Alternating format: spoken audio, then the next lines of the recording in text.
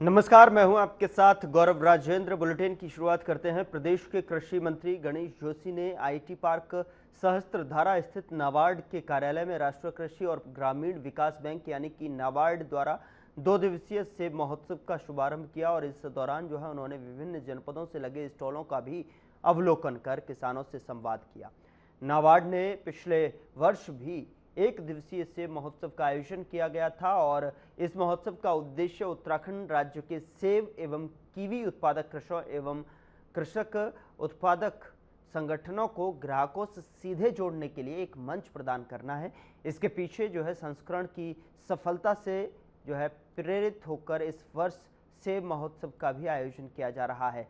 इस अवसर पर कृषि मंत्री गणेश जोशी ने नाबार्ड द्वारा आयोजित इस आयोजन पर प्रसन्नता व्यक्त करते हुए कहा कि सेब महोत्सव उत्तराखंड के सेब उत्पादकों की मेहनत, नवाचार और कृषि उद्यमिता का उत्सव है। उन्होंने कहा कि यह पर्वतीय राज्य की कृषि क्षमता और किसानों की आत्मनिर्भरता का प्रतीक है।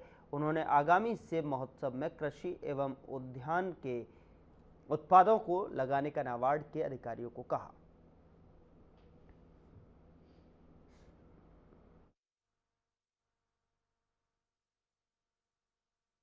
आज हमारा जो हासिल का सेब है उसकी क्वालिटी इतनी बेहतर है, वो कश्मीर की सेब को बीट करता है। और आज नाबार्ड द्वारा यहाँ पर दूसरा ये फेस्टिवल यहाँ पर आयोजित किया गया है और जिसमें हमारा हर्षिल व चक्रौता का सेब यहाँ पर है। टीवी भी है, जिसमें मैंने कई स्टॉलों का निरीक्षण किया। मुझे पहली बार जब मैंने स्टॉल वालों से पूछा क्या सरकार की तरफ से कोई आपको दिक्कत तो नहीं आ रही है, पहली बार सबने कहा कि सरकार हमारे साथ खड़ी है, हमारी पूरी मदद हो रही है। नाबार्ड की मदद से भी हमारे एफपीओ चल रहे हैं और मैं दावे के साथ कह सकता हूँ आज हिमाचल व कश्मीर के बाद हम एप्पल के उत्पादन में तीसरे स्थान पर हैं।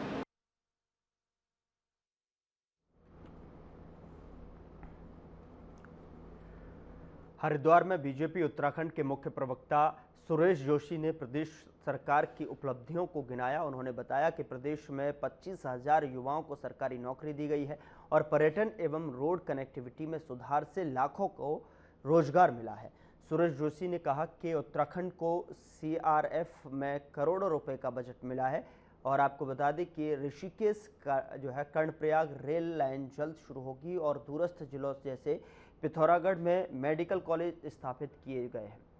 इसके अलावा सोलर ऊर्जा योजनाओं से प्रदेश को फायदा मिल रहा है और खनन शराब ठेकों से 2100 करोड़ रुपए का राजस्व प्राप्त हो रहा है। जोशी ने दावा किया कि तीसरी बार भी उत्तराखंड में बीजेपी की ही सरकार बनेगी। उन्होंने कांग्रेस पर कटाक्ष करते हुए कहा कि यह पार्टी नेतृत्व और विचार विहीन है।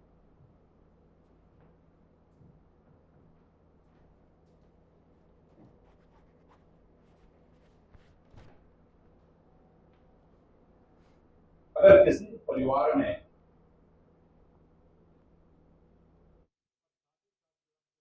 रोजगार देते तो ये रिपोर्ट्स आप देखेंगे तो मेकिंग इंडिया। देखिए, पहली बात तो ये है विपक्ष अगर जायज सवाल उठाता है तो जायज सवाल का समाधान करना सरकार का कर्तव्य है। विपक्ष ने आज तक मुझे नहीं दिखता कि कोई भी जायज सवाल उठाया हो, क्योंकि ये पहली सरकार है इन 25 वर्षों के कार्यकालखंड की जिसमें मुख्यमंत्री जी ने केंद्र के साथ एक बढ़िया अपना कॉन्टेक्ट बना करके, एक कनेक्टिविटी बना करके इस प्रदेश के हित के लिए, इस प्रदेश के विकास के लिए अरबों रुपए की योजनाएं स्वीकृत कराकर इस प्रदेश के विकास को तेजी से बढ़ाया है। अब मैं ये पूछना चाहता हूं, जो लोग हम पे सवाल उठा रहे हैं, अगर मैं स्वास्थ्य को ले लूं, क्या अल्मोड़े का मेडिकल कॉलेज प्रारंभ नहीं हो गया क्या?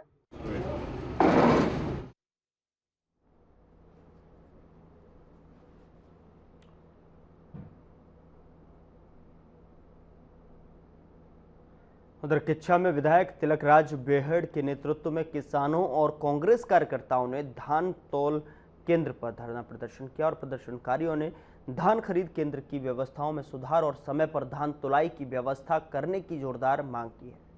बता दें कि विधायक तिलकराज बेहड़ ने बताया कि मंडी में किसानों द्वारा सूखे धान के ढेर लगाए गए थे, लेकिन अचानक आई बरसात के कारण लाखों रुपए कीमत का धान भीगकर खराब हो गया। इससे किसानों को भारी आर्थिक नुकसान हुआ है। राइस मिलर्स भी जो है भीगे हुए हैं, धान को कम कीमत पर खरीद रहे हैं और जिससे कि किसानों की परेशानी और बढ़ गई है। विधायक ने मंडी समिति के तोल केंद्र पर लाइट की व्यवस्था करने और जरूरत पड़ने पर रात के समय धान तोलने की व्यवस्था बनाए जाने की जो है मांग की है, ताकि किसानों को कोई दिक्कत ना हो।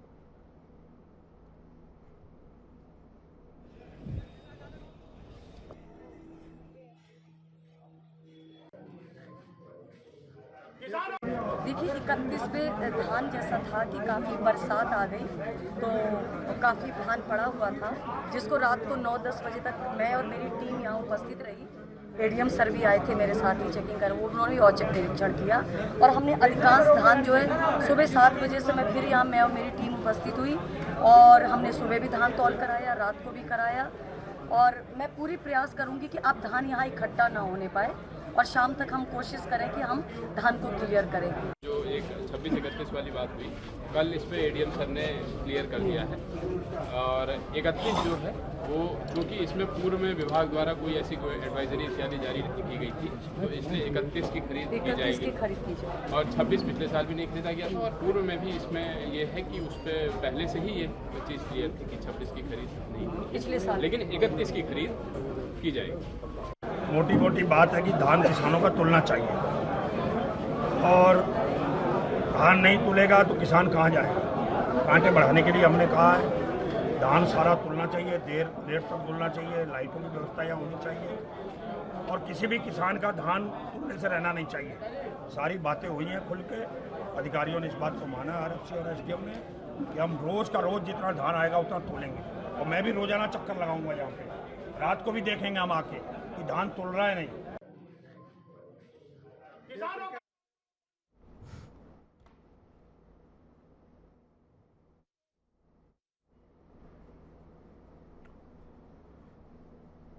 10 अक्टूबर से 3 दिवसीय अल्मोड़ा लिट फेस्ट का आयोजन किया जा रहा है, जिसमें 40 से अधिक सत्रों का आयोजन किया जा रहा है। फेस्टिवल में पद्मश्री डॉक्टर ललित पांडे के साथ देश के प्रतिष्ठित लेखक, कवि, कहानीकार और प्रकाशक जो है शिरकत करेंगे। बता दें कि सांस्कृतिक कार्यक्रमों में फाग दर्शन, होली गीत का भी आयोजन किया जाएगा। अध्यक्ष ने बताया कि महोत्सव में हिंदी प्रकाशन में उत्साह पैदा करने वाले हिंदी युग्म प्रकाशन के संस्थापक एवं मुख्य संपादक शैलेश भारतवासी, ज्ञानपीठ पुरस्कार विजेता विनोद कुमार शुक्ल को जो है 6 माह में 30 लाख की रॉयल्टी देकर सुर्खियां पैदा की है। उनके साथ ही विशेष सत्र का आयोजन किया जाएगा और इसके साथ ही हिंदी लेखन को प्रोत्साहित करने के लिए रोड मैप पर चर्चा की जाएगी। परंपरा को आगे बढ़ाते हुए 3 दिवसीय अल्मोड़ा लिट फेस्ट का आयोजन किया जाएगा। 40 से अधिक सत्रों का आयोजन होना है। इसमें तकरीबन आपको बता दें कि कहानीकार से लेकर जो है कवि और पद्मश्री, यहाँ बड़े नामचीन लोग जो है शामिल होंगे, शिरकत करेंगे। 40 से अधिक सत्रों का आयोजन होना है।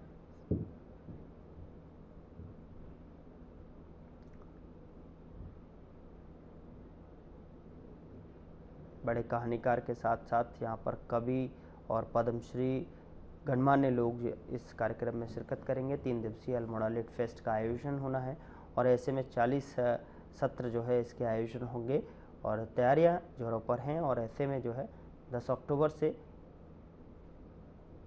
इसका आयोजन किया जाएगा। 3 दिवसीय कार्यक्रम जहां पर 40 से अधिक जो है सत्रों का आयोजन होना है।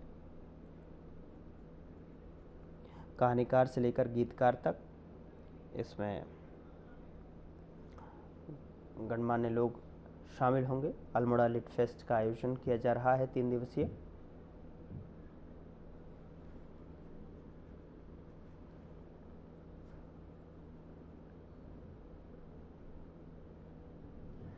40 से अधिक सत्रों का आयोजन किया जाना है और साथ ही आपको बता दें कि 3 दिवसीय इस कार्यक्रम का आयोजन होना है, जहां पर अल्मोड़ा लिट फेस्ट का आयोजन किया जाएगा। कल 10 अक्टूबर से अल्मोड़ा के ऐतिहासिक मल्ला महल में एक अल्मोड़ा साहित्य महोत्सव की शुरुआत हो रही है। ये 10 अक्टूबर से लेकर के 12 अक्टूबर तक ये कार्यक्रम रहेगा।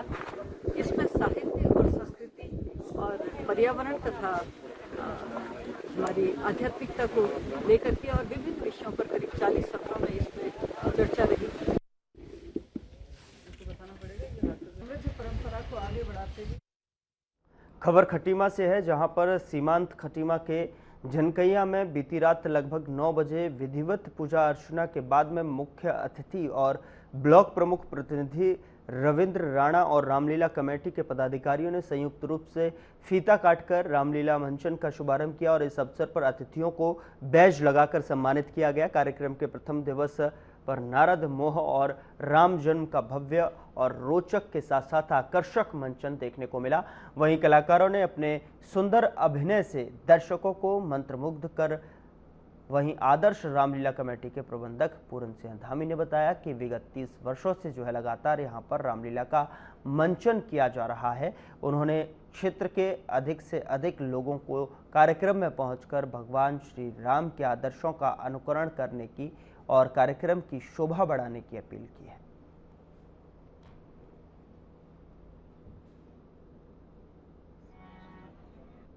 से ये रामलीला चली आ रही है बहुत पहले से। बीच में थोड़ा सा बाधित रही 2-4 वर्ष, लगातार इसको चलते हुए कंटिन्यू 30 साल हो गए हैं। अभी विगत ये 10 दिनों तक चलेगी ये रामलीला, जिसमें नित्य भक्तजन जो है यहाँ पर जो पात्र हैं हमारे उनके अभिनय को देखेंगे। निरंतर ये 10 दिन तक चलती रहेगी।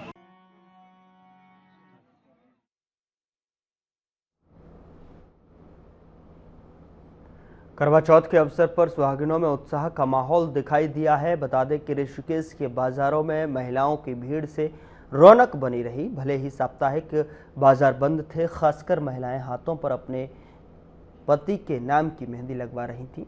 त्रिवेणी घाट पर दर्जनों मेहंदी आर्टिस्ट महिलाओं के हाथों पर खूबसूरत मेहंदी डिजाइन कर रही थीं।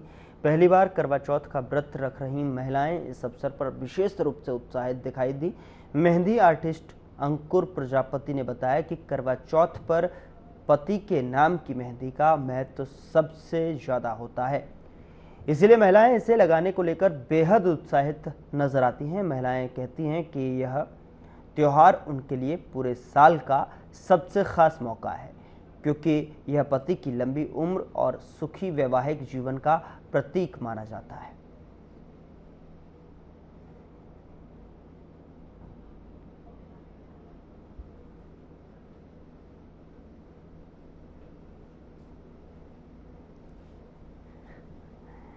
अभी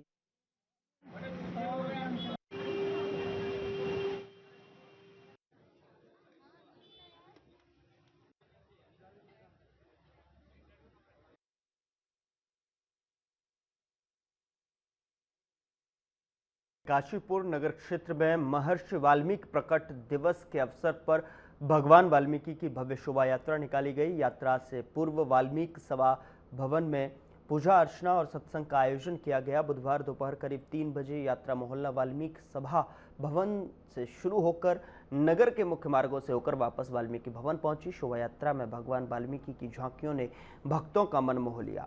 जगह जगह पुष्प वर्षा की गई और साथ ही आपको बता दें कि भगवान वाल्मीकि हर हर वाल्मीकि के नारे गुंजायमान हुए। दर्जनों झांकियां और सांस्कृतिक कार्यक्रमों ने नगरवासियों को मंत्रमुग्ध कर दिया।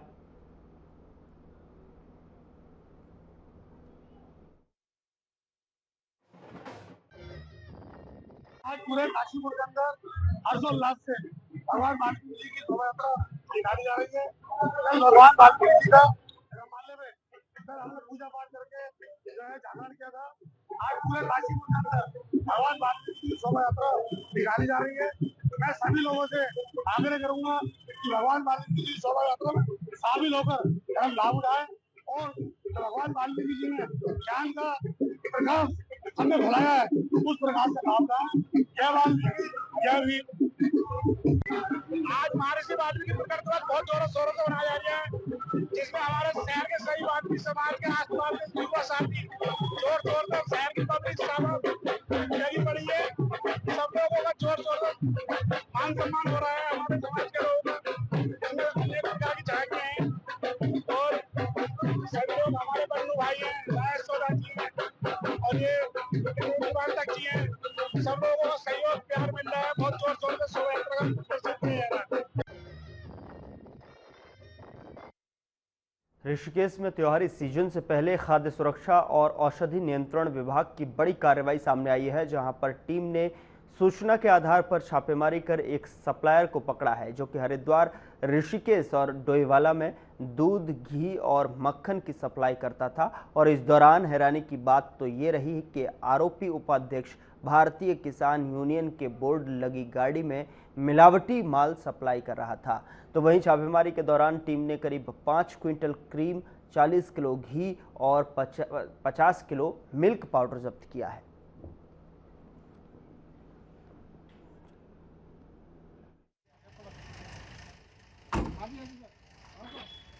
देखिए, ये आज इसमें इनके पास 5 क्विंटल क्रीम है और करीब 40 किलो के आसपास घी और 50 किलो स्किम्ड मिल्क पाउडर है। तो काफ़ी दिनों से हमारे पास सूचना थी और आयुक्त महोदय ने पूरे प्रदेश में जो है त्योहारों को देखिए अभियान चलाने के आदेश किए हैं। इसी क्रम में जनपद के विभिन्न क्षेत्रों में अलग अलग टीमें बनी हैं। तो आज एक टीम में मैं और हमारे खाद्य सुरक्षा अधिकारी कपिल जी, हम दोनों इस एरिया में काम कर रहे थे। तो हमें सूचना मिली थी काफ़ी दिनों से, विजिलेंस सेल से उससे भी हमारे पास सूचना थी कि ये गाड़ियाँ इस तरीके से आ रही हैं, तो हमें संदेह था इस पर। उत्तराखंड में इस बार मानसून सीजन के दौरान भारी तबाही देखने को मिली। कहीं बादल फटे तो कहीं जो है हाहाकार मचा। बता दें कि मौसम विभाग के अनुसार इस बार प्रदेश में सामान्य से 22% ज़्यादा बारिश दर्ज की गई है और इससे अत्यधिक बारिश का सबसे ज़्यादा असर राज्य के सड़क नेटवर्क पर पड़ा है। मैदान से लेकर पहाड़ तक सैकड़ों सड़कों को नुकसान पहुंचा, कई पुल बह गए और जगह जगह सड़कों पर गड्ढे बन गए हैं।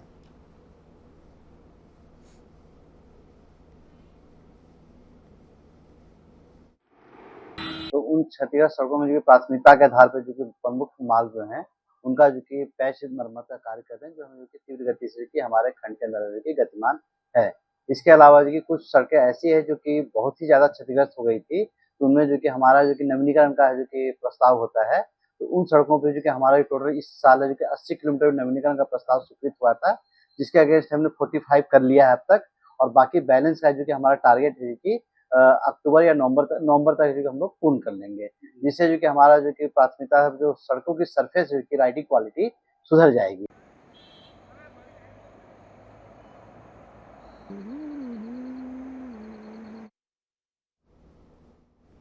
सुहागिन महिलाओं के लिए खास पर्व करवा चौथ की तिथि को लेकर उलझन बरकरार है। जहां पर एक और पंचांग अनुसार कुछ ज्योतिषाचार्यों ने 9 अक्टूबर को व्रत रखने की सलाह दी है, तो वहीं दूसरी ओर कई पंडितों का कहना है कि चतुर्थी 10 अक्टूबर को पड़ रही है। तिथि के इस अंतर को लेकर महिला वर्ग में असमंजस की स्थिति बनी हुई है।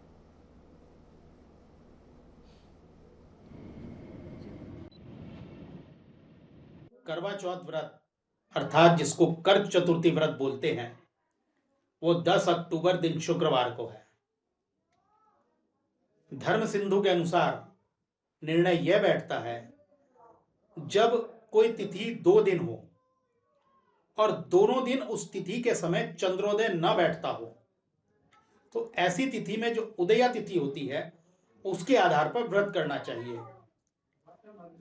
9 अक्टूबर को दिन गुरुवार को रात्रि 11:55 तक तृतीया है और उसके बाद चतुर्थी आ रही है।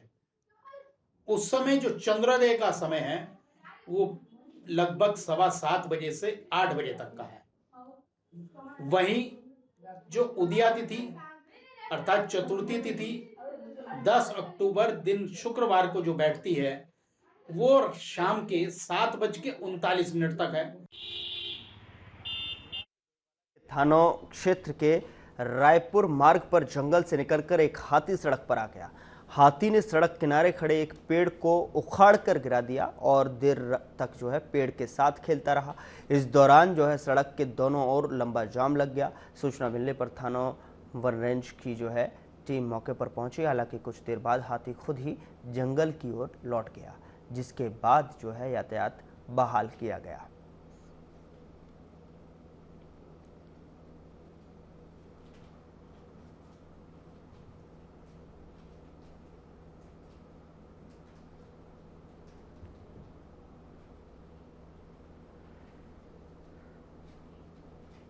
सीएम धामी ने दिल्ली दौरे के दौरान केंद्रीय रेल मंत्री अश्विनी वैष्णव से मुलाकात कर प्रदेश में रेल अवसंरचना के विकास के संबंध में चर्चा की और सीएम ने केंद्रीय मंत्री से देहरादून एवं हरिद्वार रेलवे स्टेशनों को आदर्श रेलवे स्टेशन के रूप में विकसित किए जाने के लिए इनके विस्तार और सुदृढ़ीकरण के साथ ही हरिद्वार देहरादून रेल लाइन दोहरीकरण के पूर्ण व्यवहार का वहन केंद्र सरकार द्वारा किए जाने का अनुरोध किया है। रेल मंत्री ने देहरादून टनकपुर साप्ताहिक ट्रेन को सप्ताह में 3 बार संचालित किए जाने पर सहमति प्रदान की है। तो वहीं आपको बता दें कि केंद्रीय रेल मंत्री द्वारा सभी प्रस्तावों पर हर संभव सहयोग का आश्वासन देने के लिए आभार भी व्यक्त किया है।